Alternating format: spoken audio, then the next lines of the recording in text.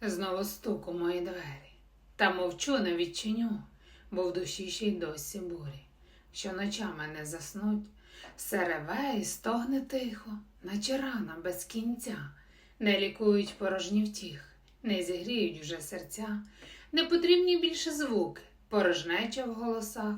Обіцянки, ніби муки, розсипають все у прах. Марний той, хто вітер ловить, плює в небо день за днем. Щастя серце не знаходить, де живе байдужість в нім.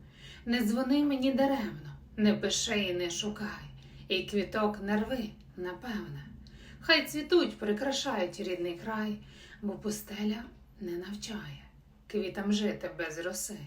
Де любов давно вмирає, там не виростуть сади.